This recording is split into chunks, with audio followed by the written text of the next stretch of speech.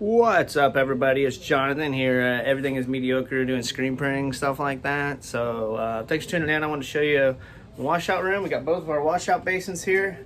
This one's used for degreasing, emulsion removal. This one's used for mostly for ink and washing out screens since this doubles as our exposure unit and our line table there. So this one doubles as a washout booth here. And then ink removal, ink degradant, and then emulsion and degreasing in this one. We do have two basins. We're very fortunate. Bought a second press and it came with a second basin, so I thought, why not?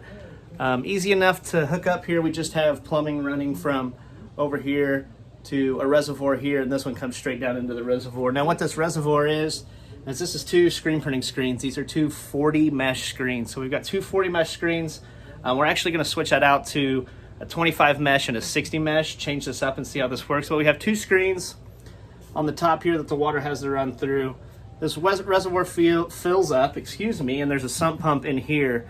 Now the sump pump has an auto kick. Once it gets up pretty high, it kicks on, and we run all the water and the plumbing back through this wall into a utility room. There's a floor drain, so the sump pump runs straight to the floor drain. What we have is these two screens filter the water as it goes into the reservoir, and then the sump pump on the bottom of the sump pump has a filter, and then in line with the hose is another smaller filter to try to get any of the last sediment and stuff out. The water that comes out at the end, pretty dang clean, pretty happy with it. Most of the stuff gets caught here. If you're doing emulsion removal and cleaning a bunch of screens, this will get clogged up, hence the scraper here. You can kind of scrape, get some of that stuff off, clear the screen.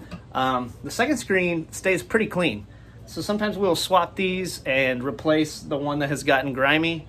Once the one on top has gotten really, really nasty, you can just scrap it. We like using old screens here too. If you have an old 110 or something that's quit working for you, water will still go through it, so you can actually use it as a filter. I like using the screen printing screens as filters because they will filter out solids, which is really the thing you're trying to keep out of the drain, is the solids, the solid emulsion, the solid ink, stuff like that.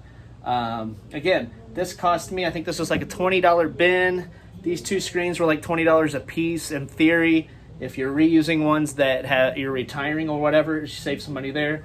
The sump pump with the auto, it was like 70 bucks. And then the other filter and the hose, not a lot of money. So under $200 easily to make this filtration system and feel better about what we are and aren't putting into our local water system. So that's it. Hope you appreciate this video. If you have any questions about the setup, I didn't really show any of the inside off, but if you do have any questions, let me know. I'd love to answer them. Take care. We'll talk to you soon.